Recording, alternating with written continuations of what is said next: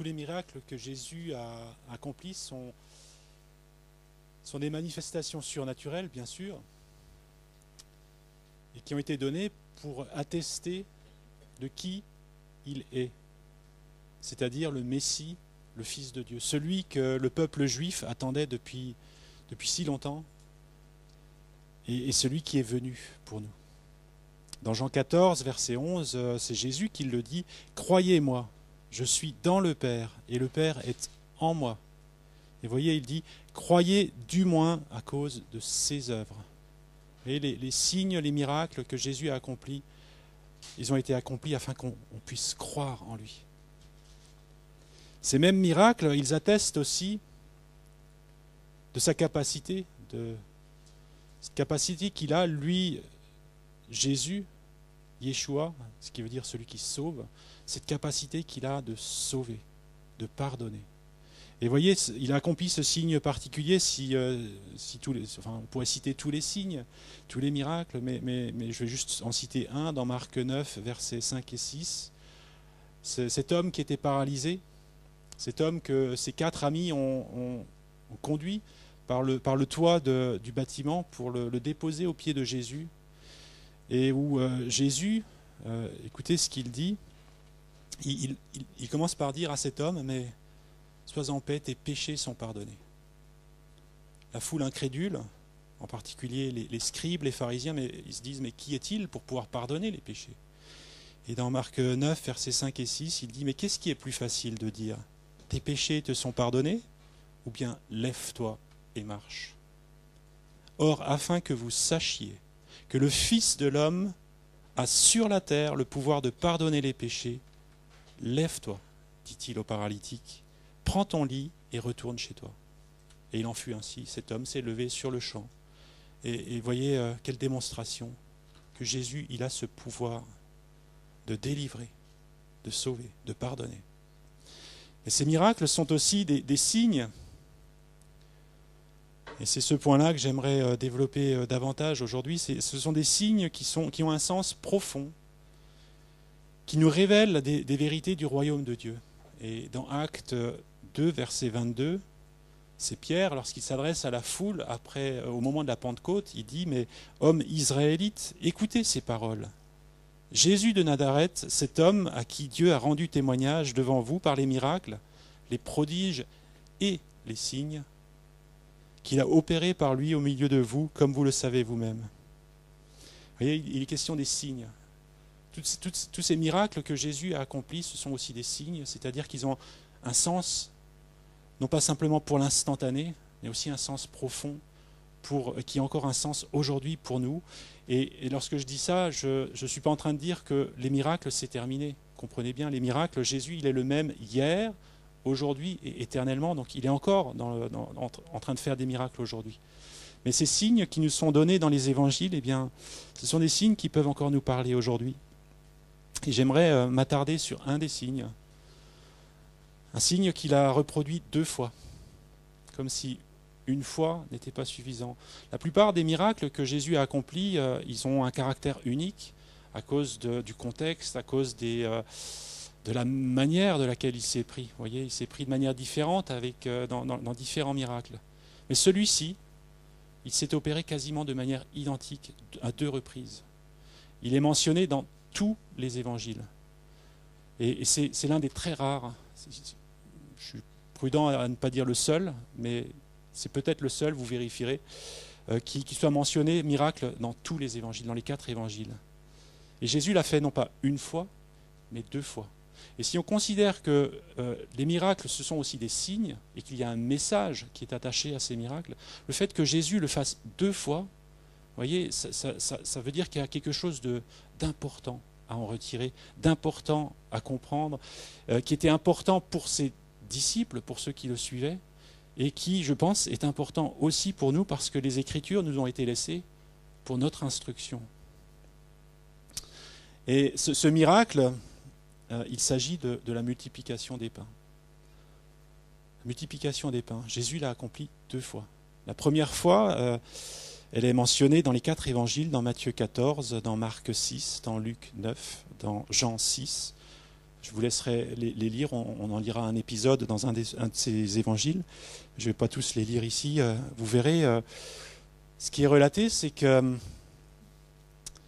cette première multiplication se déroule au bord du lac de Galilée. Jésus, qui voulait prendre un temps à l'écart pour passer du temps de qualité avec ses disciples, eh bien, la foule qui le voit partir en barque pour traverser le lac et aller sur une autre rive du lac à l'écart, eh bien, la foule le voit de loin et ils font le tour, ils le précèdent et ils arrivent à l'autre bout du lac avant Jésus, au point même qu'ils sont là et qu'ils l'accueillent. Et Jésus, lorsqu'il descend de la barque, il a ce regard qui est profondément ému de compassion sur cette foule. Et cette foule reste avec lui toute la journée. Toute la journée. Et le soir venu, on va le lire tout à l'heure, le soir venu, eh bien, il a cette compassion qui le pousse à vouloir nourrir cette foule qui a besoin de prendre non pas seulement de la nourriture spirituelle, mais aussi cette nourriture physique pour qu'il puisse faire le chemin retour. La deuxième multiplication, peut-être juste un mot de plus sur la première multiplication. Donc, première multiplication, il y avait 5 pains et 2 poissons. C'était ce qu'il a fallu pour que ce miracle puisse avoir lieu. Et c'est un jeune garçon, c'est dans l'évangile de Jean que ça nous est relaté, un jeune garçon qui a apporté ces pains et ces poissons. Ce qui veut dire, vous voyez, ça peut être n'importe qui a apporté ces pains et ces poissons. Un jeune garçon. La seconde multiplication, eh bien, elle nous est relatée dans Matthieu 15, donc un chapitre plus loin que Matthieu 14, où la première était relatée. Et là encore, ça se passe à proximité du lac de Galilée. Jésus est monté sur une montagne avec ses disciples et la foule le suit. Et cette foule reste avec lui pendant 3 jours. 3 jours, cette foule reste avec lui. Au bout du 3e jour, Jésus partage un fardeau qu'il a à ses disciples par rapport à cette foule, parce qu'il sait que le moment est venu de la renvoyer, cette foule, et il dit, mais ça fait 3 jours qu'ils sont avec moi, et je ne peux pas les renvoyer sans qu'ils aient mangé, sans qu'ils aient pris des forces pour le chemin du retour, parce qu'il avait peur que, voilà, en chemin, ils ne soient trop faibles. Cette foule était vraiment là, et cette fois-ci, ce sont 7 pains et quelques poissons. Ce n'est pas le nombre de poissons, quelques-uns, donc j'imagine que c'est peut-être sur les doigts d'une main ou peut-être de 2 mains, quelques poissons qui ont servi de base à ce miracle. Dans le premier miracle, la première multiplication des pains, et donc c'est une foule de 5000 hommes qui a été nourrie, plus les femmes et les enfants. Dans le deuxième cas, c'est une foule de 4000 personnes qui a été nourrie, plus 4000 hommes, plus les femmes et les enfants. Dans le premier miracle, il y avait 12 corbeilles pleines qui restaient. Lorsque Jésus a demandé à ses disciples d'aller ramasser les restes. Et dans le deuxième cas, ce sont 7 corbeilles qui sont restées. Donc il y avait du surplus. Et je voudrais simplement lire à présent ce passage dans Matthieu 14. Et vous pourrez lire dans les autres passages qui relatent la première multiplication des pains. Vous verrez que c'est à l'identique. Il y a simplement quelques nuances qui sont apportées, mais c'est à l'identique. Donc Matthieu 14, on va lire le verset 15 à 21. Le soir étant venu, les disciples s'approchèrent de lui et ils dirent : ce lieu est désert et l'heure est déjà avancée. Renvoie la foule afin qu'elle aille dans les villages pour s'acheter des vivres. Jésus leur répondit : ils n'ont pas besoin de s'en aller. Écoutez bien ce qu'il leur dit. Donnez-leur vous-même à manger. Mais ils lui dirent : nous n'avons ici que 5 pains et 2 poissons. Et il dit : apportez-les-moi. Il fit asseoir la foule sur l'herbe, prit les 5 pains et les 2 poissons, et levant les yeux vers le ciel, il rendit grâce. Puis il rompit les pains, les donna aux disciples et qui les distribuèrent à la foule. Tous mangèrent et furent rassasiés. Et l'on emporta 12 paniers, pleins de morceaux qui restaient. Ceux qui avaient mangé étaient environ 5000 hommes, sans les femmes et les enfants.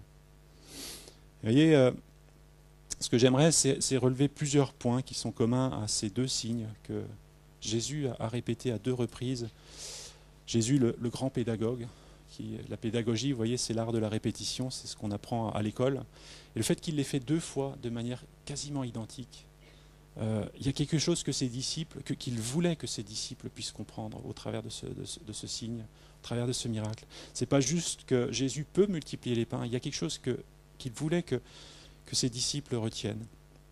Alors on va commencer par regarder quelques points. Le premier point qui est commun aux deux miracles, c'est l'immensité des besoins. Dans les deux cas, vous voyez, il y avait une foule qui était nombreuse, 4000 personnes, 5000 personnes, enfin hommes, pardon. Donc c'est-à-dire au moins le double, probablement plus de 10 000 personnes dans les deux cas de figure. Une foule nombreuse qui avait fait du chemin, qui avait passé du temps avec Jésus pour l'écouter, pour vivre des choses avec lui.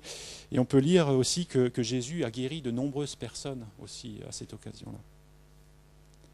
Une foule qui était restée donc longuement avec lui, une foule qui n'avait pas ou qui n'avait plus de quoi manger, après être resté aussi longuement. Pensez à 3 jours, être resté 3 jours avec Jésus, eh bien, cette foule n'avait peut-être pas emmené tout le nécessaire pour se nourrir pendant 3 jours. Et une foule que dans les deux cas de figure, dans les deux multiplications des pains, eh bien, Jésus n'a pas voulu la renvoyer sans qu'elle ait pu prendre des forces pour le chemin du retour. Si on réfléchit le contexte où dans les deux cas de figure, ils étaient dans des endroits un peu à l'écart, ou beaucoup à l'écart, lorsque Jésus a traversé le lac pour se mettre, c'était le but, de se mettre à l'écart. Donc il n'y avait pas de grand commerce, il n'y avait pas de supermarché, enfin ça n'existait pas à l'époque. Il n'y avait pas ce genre de moyens qui étaient à disposition. Si tant est que les moyens financiers étaient là, et il n'y avait pas de moyens financiers non plus. Donc vous voyez, les disciples, lorsque Jésus leur dit « mais donnez-leur vous-même à manger », ils sont renvoyés face à ça. Et ils posent la question « comment » d'ailleurs. Et ce besoin matériel était aussi, d'une certaine manière, j'ai envie de dire, le reflet d'un besoin aussi spirituel. Cette foule qui était venue, elle n'était pas venue pour simplement manger de la nourriture physique, elle était venue aussi parce qu'elle était affamée d'une nourriture spirituelle. Et donc, ces besoins, ils étaient immenses sur les deux plans. L'immensité de la foule avec le besoin de la nourrir physiquement, mais aussi cette faim de cette foule qui était restée longtemps avec Jésus. Alors, l'immensité du besoin. Dans chacune des deux multiplications des pains, Jésus, il a mis ses disciples à contribution. Pour la première multiplication, je vous l'ai dit, il s'adresse à eux en leur disant « mais donnez-leur vous-même à manger ». Donc là, l'interpellation est claire, nette, précise, si on peut dire, et le défi qui va avec l'est tout autant. Pour les raisons que je vous disais tout à l'heure. Pour la seconde multiplication, c'est un tout petit peu différent, parce que là, Jésus, il parle à ses disciples, vous pourrez trouver ça dans Matthieu 15. Jésus parle à ses disciples et il ne leur dit pas directement « allez nourrissez la foule », mais il leur partage ce fardeau qu'il a sur son cœur, ce fardeau qu'il a de voir cette foule qui n'a pas de quoi manger. Et il faut réaliser qu'à l'époque, la population était en général très pauvre. Donc elle n'avait pas de quoi manger parce que non seulement ils avaient fait le déplacement, mais peut-être aussi parce que, vous voyez, la pauvreté de la population, et Jésus, il se soucie des pauvres. Et il a ce souci, ce fardeau pour cette foule qui se trouve devant lui depuis 3 jours, et il le partage à ses disciples. Et du coup, parfois Dieu il fait ça aussi. Parfois il nous dit fais ceci, mais parfois il dépose en nous un fardeau qui vient de lui parce que c'est son fardeau. Et c'est ce qu'il a fait à ses disciples.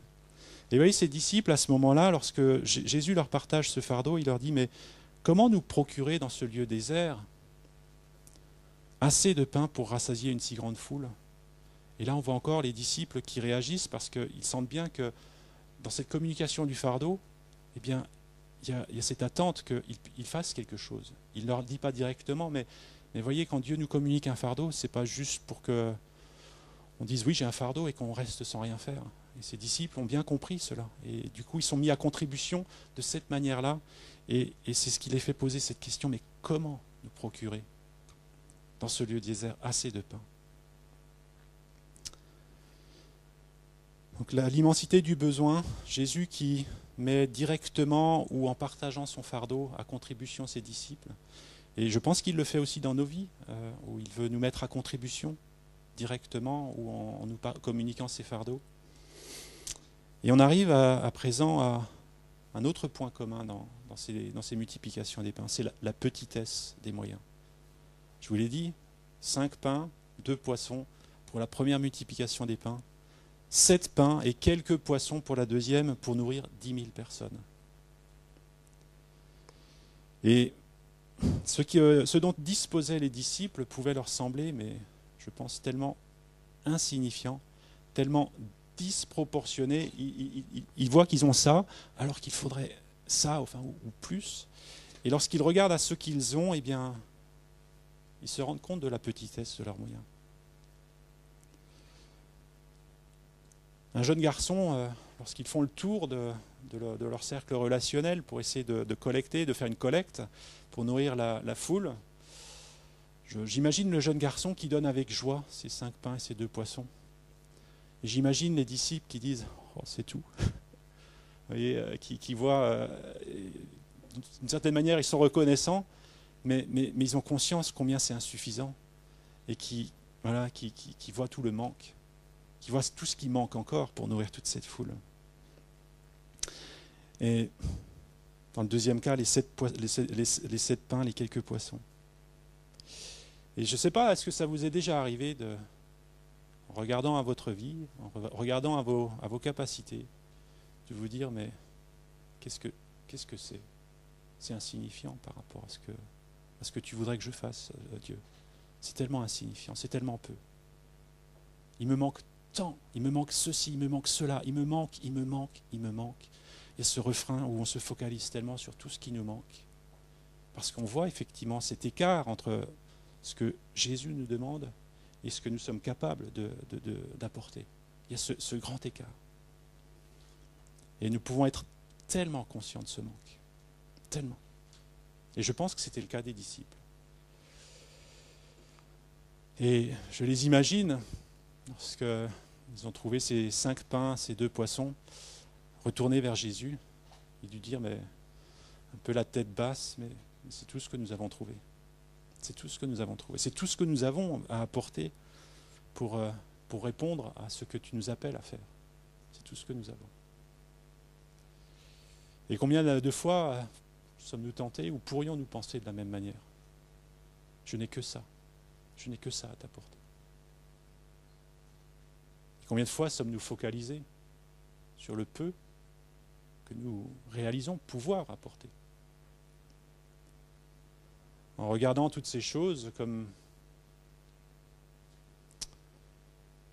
rendant impossible de faire la volonté de Dieu. Simplement parce que nous regardons à nous-mêmes. Est-ce qu'on peut imaginer une sorte d'inquiétude, je ne sais pas si c'est le juste mot, ou en tout cas le désarroi des disciples qui se disent que mais ce que Jésus leur demande est complètement fou, est hors de sens. Quoi, nous, nourrir cette foule ? Comment ? Mais comment ? Et ce n'est pas un comment avec une forme ouverte de question qui laisserait pouvoir répondre par un « oui, vous pouvez ». C'est ce comment qui appelle une réponse négative. C'est impossible. C'est impossible. Et ils ont cette obéissance toutefois de faire le tour pour essayer de rassembler ce qu'ils pourraient espérer collecter pour nourrir cette foule. Mais j'aime autant vous le dire, leur cœur n'y est pas. Leur cœur n'y est pas. Ils le font, mais avec un cœur incrédule, voilé, qui voile leur compréhension. Parce qu'ils regardent à ceux dont ils disposent. Ils regardent à eux-mêmes, ils regardent à leurs moyens, ils regardent à leurs capacités, ils regardent à tout ce qui leur manque. Tout ce qui leur manque. Et avec ce regard-là, ils se lancent dans cette collecte. Mais inutile de dire qu'ils ne vont pas trouver ce qu'il faut comme ça. Néanmoins, ils ont trouvé ces quelques pains, ces quelques poissons. Et ce qui occupe toute leur pensée, j'insiste là-dessus, c'est ce manque. Pas assez de ceci, pas assez d'argent, pas assez de magasins, pas assez de... On est trop loin des villes et des villages. Il n'y a pas le temps, le soir, la nuit va être tombée. Toutes les impossibilités, vous pouvez les lister. Si vous étiez à leur place, on en trouverait beaucoup. Pourtant, ils ont bien entendu l'ordre de Jésus. C'est un ordre d'ailleurs qu'il leur a dit. Donnez-leur vous-même à manger. C'est pas, il leur a pas dit, mais si vous voulez, vous avez qu'à leur donner à manger. Jésus leur a parlé à l'impératif. Donnez-leur. Et dans cet impératif, il y a l'autorité de Jésus qui est là. Mais cet ordre dans leur cœur, il sonne surtout, et j'ai presque envie de dire que, comme une impossibilité au plus profond d'eux. Je ne peux pas. Ce je ne peux pas qui est lancinant face à ce que Jésus leur demande, et quand ils regardent à eux-mêmes, je ne peux pas. C'est ça qui sort qui monte dans leur cœur, et je pense qu'on peut se retrouver assez facilement dans toutes ces je ne peux pas. Jésus nous dit, mais je ne peux pas. Regarde, je n'ai pas les moyens, il me manque ceci, il me manque cela, je ne peux pas. Je ne peux pas, c'est impossible. Lorsqu'ils reviennent à Jésus, ce qui est saisissant, lorsqu'ils reviennent à Jésus et qu'ils font part de l'inventaire de ce qu'ils ont obtenu, 5 pains, 2 poissons, 7 pains, quelques poissons. Je les imagine en train de presque se justifier en déposant ça devant Jésus. Parce que vous voyez, Jésus, il leur a dit, mais apportez-les-moi. Lorsqu'ils lui font état de, nous avons trouvé 5 pains, 2 poissons. Et je les imagine en train de déposer ces pains et ces poissons devant Jésus, mais tu vois que c'est impossible. Comme se justifiant de l'impossibilité. Pourtant, Jésus sait ce qu'il dit.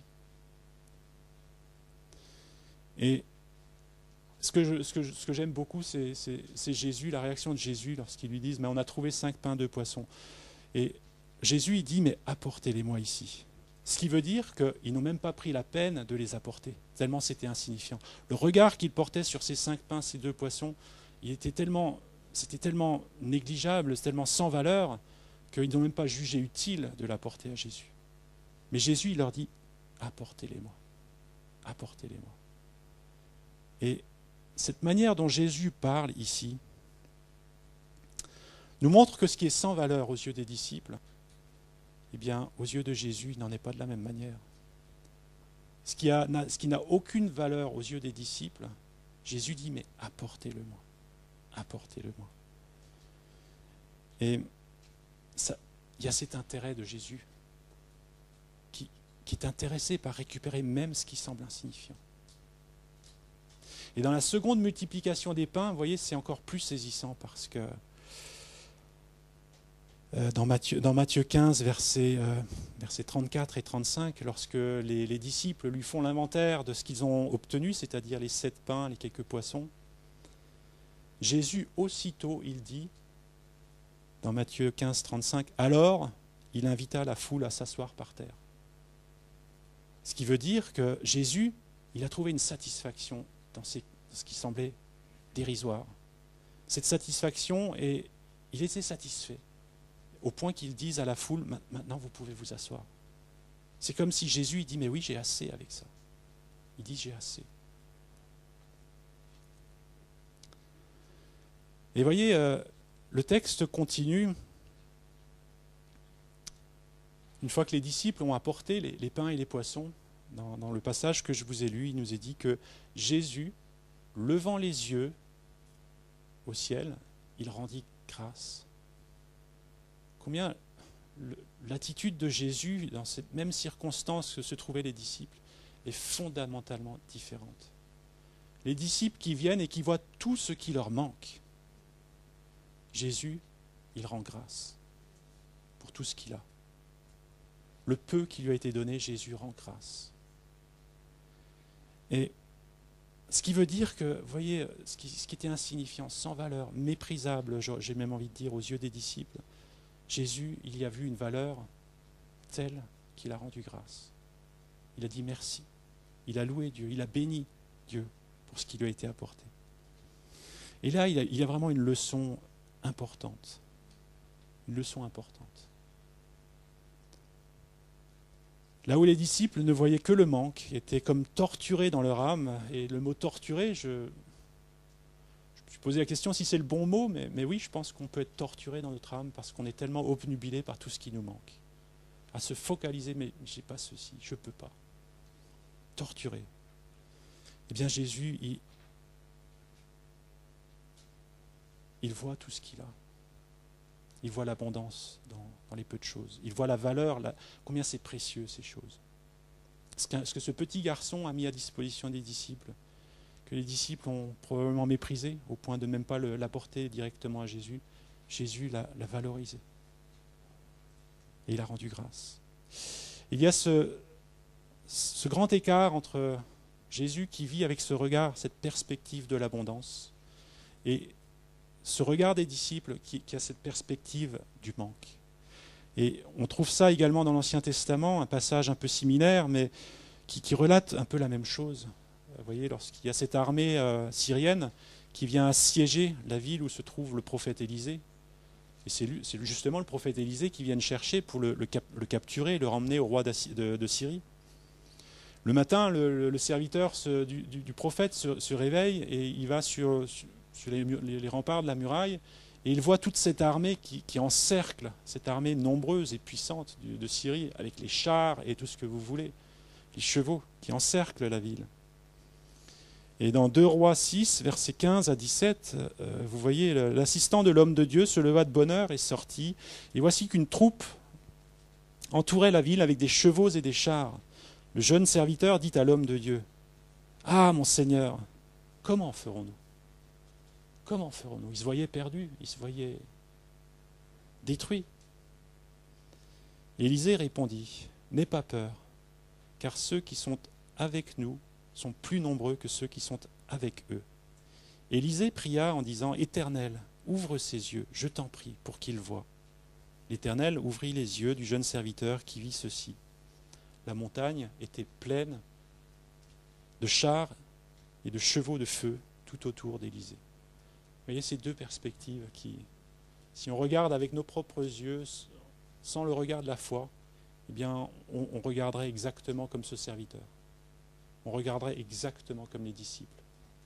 Mais ce regard est possible, et c'est pour ça que je le cite, pas seulement pour Jésus, mais pour ses serviteurs aussi, d'avoir ce regard, cette perspective divine aussi sur les choses, où nous pouvons voir qu'il y a une abondance qui est à notre disposition dans les lieux célestes. Il y a toute cette différence qui est faite ici par cette connexion avec le ciel. Cette connexion avec le ciel que Jésus, vous voyez, il lève les yeux au ciel en rendant grâce. Il y a cette connexion qui est là et qui change tout. Cette connexion qui nous est rendue possible en Jésus-Christ. Là où les disciples regardaient à eux-mêmes, Jésus regardait au Père. Le regard sur soi nous conduit dans le constat du manque. Le regard au Père nous conduit dans ce constat de l'abondance. Et le regard de Jésus nous permet de marcher sur les eaux, comme Pierre l'a fait. Aussi longtemps que Pierre avait son regard fixé sur Jésus, il était capable de marcher sur les eaux. Dès qu'il a détourné son regard de Jésus et qu'il l'a tourné vers lui-même, en se disant « mais c'est impossible », une bourrasque, et vous voyez Pierre qui aussitôt s'enfonce. Il y a une marche que nous sommes appelés à vivre, qui est cette marche par la foi, avec notre regard, comme Jésus, fixé plus haut que nos circonstances. Et alors vous voyez, quoi que nous puissions donner à Jésus de toute manière, que ce soit petit, comme ces quelques pains ou ces quelques poissons, ou qu'à nos yeux cela paraisse grand, ces choses, je dirais, en comparaison de ce que Jésus nous demande, tout ce que nous pourrons toujours apporter sera tellement insignifiant. Tellement insignifiant. Donc, ne pensons pas que nous ayons quelque chose d'important à apporter. Par contre, ce que nous pouvons apporter, c'est un prix inestimable à ses yeux. Ce que nous pourrons apporter ne suffira jamais à combler la volonté de Dieu si ce n'est pas mu par la foi, s'il n'y a pas cette foi active qui est là et qui permet de saisir et d'embrasser cette connexion céleste. Sans la connexion céleste, eh bien, tout ce que nous pourrons apporter ne servira à rien. Ce regard au Père donne de la valeur même aux choses qui sont insignifiantes, méprisables, sans valeur. Et justement, c'est ce que Jésus nous demande lorsqu'il dit aux disciples « Mais apportez-les-moi ici, ces pains et ces poissons. Ça veut dire donnez-les-moi. On a chanté tout à l'heure ce chant. Je te donne mon cœur. Je te donne ma vie. Je te donne tout. Ce tout, à nos yeux, il est important. Mais il est tout petit finalement par rapport à cette grandeur de Dieu. Mais Dieu, il le voit comme quelque chose de tellement précieux. Tellement précieux. Et le message que Jésus veut transmettre à ses disciples au travers de ces multiplications, c'est que ne regardez pas par vos propres yeux, mais regardez comme moi je regarde. Regardez comme moi je regarde. Ce qui semble sans valeur pour vous, et parfois on peut porter ce regard sur nos propres vies, face à nos échecs, face à tous nos manquements, face à tout ce qui peut torturer notre âme, eh bien, venons à lui, apportons-lui ces choses, apportons-lui nos vies. Et il donnera un sens à nos vies. Il donnera une valeur à ces choses. Et il pourra les utiliser.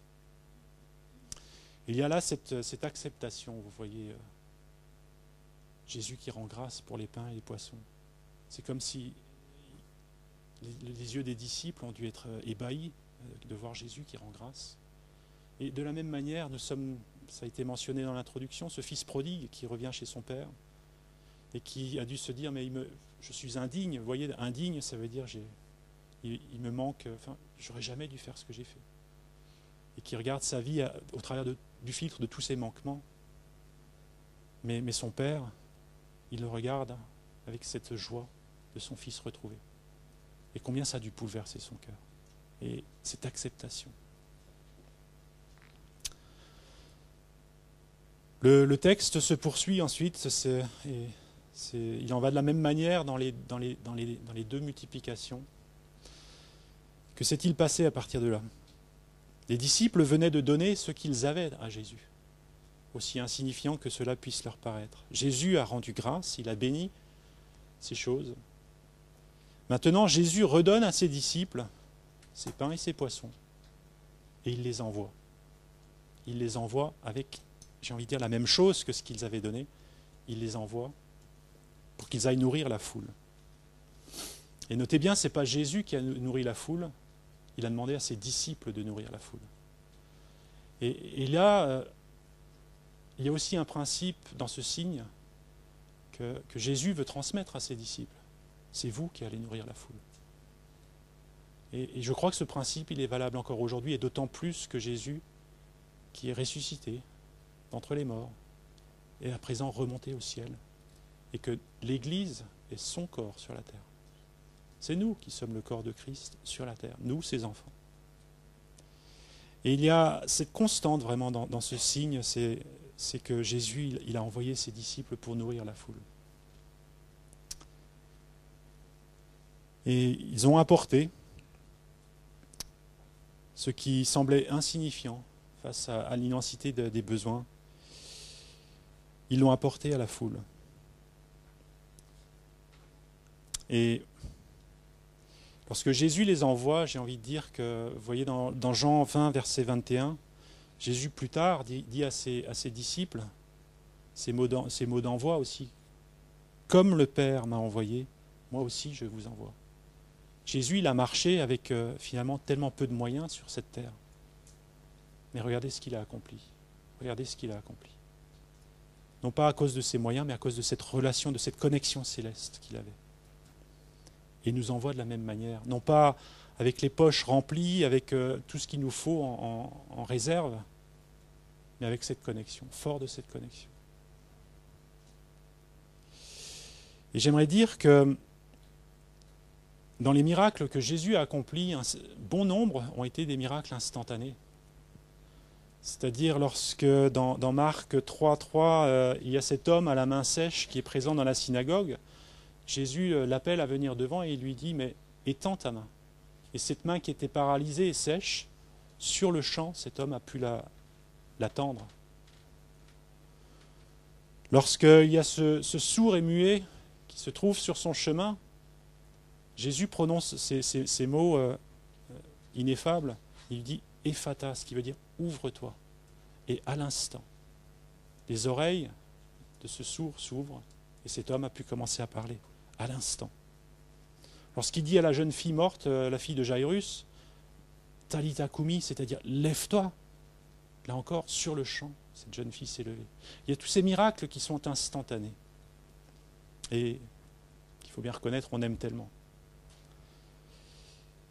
Mais la multiplication des pains n'est pas ce type de miracle. Ce n'est pas ce type de miracle. Pourquoi je dis ça? Parce que vous voyez, au moment où Jésus, il envoie les disciples, il leur dit « Allez nourrir la foule ».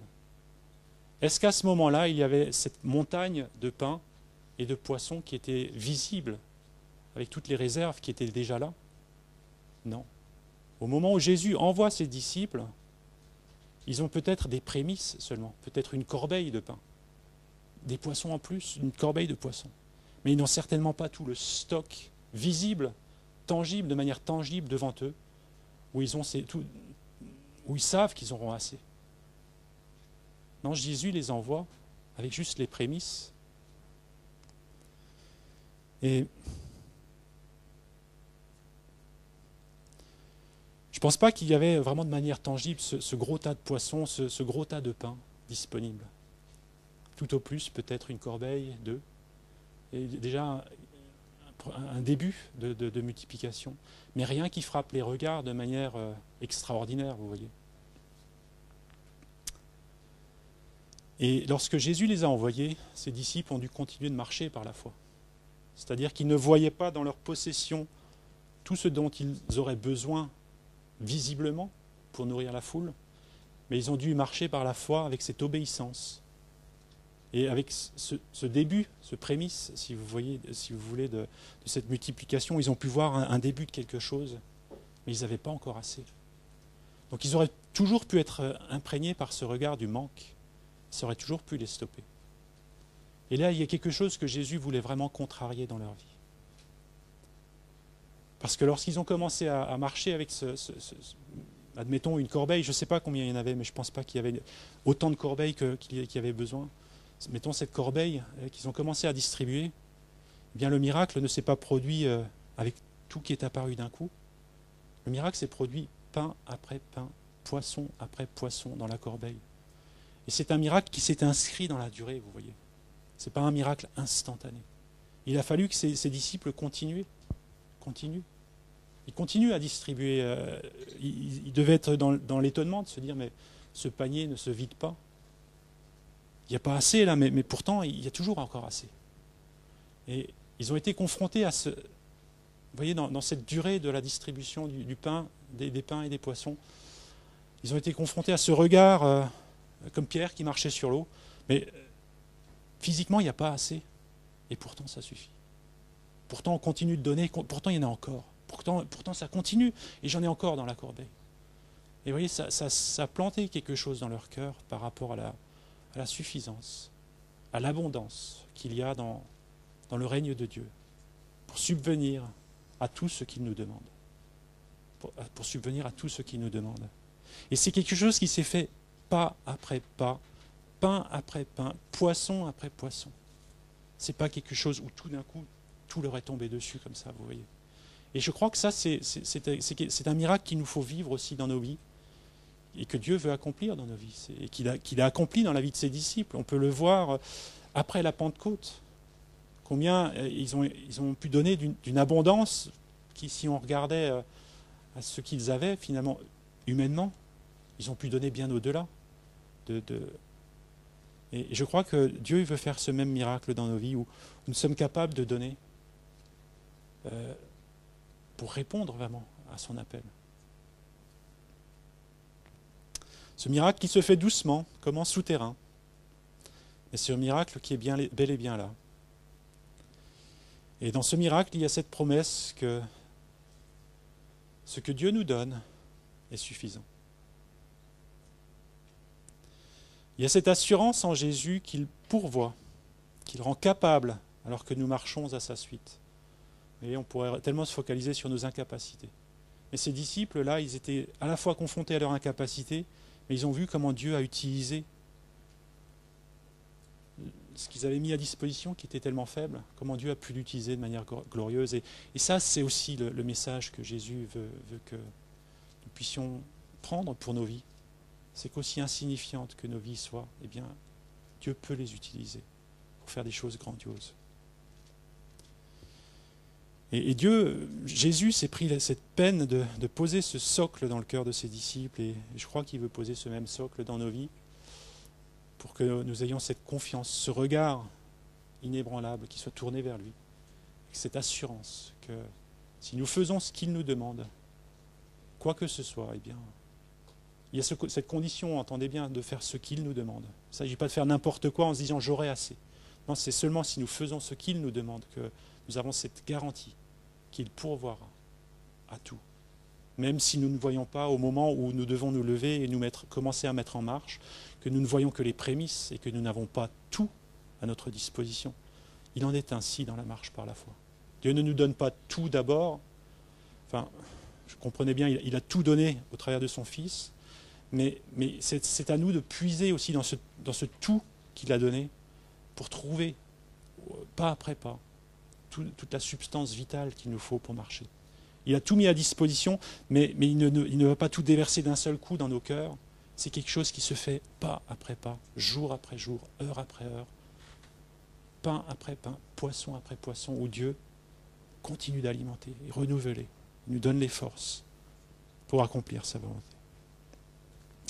Conclusion, j'aimerais simplement vous lire ce verset dans 2 Pierre, le chapitre 1er, le verset 2, où il est question aussi de multiplication.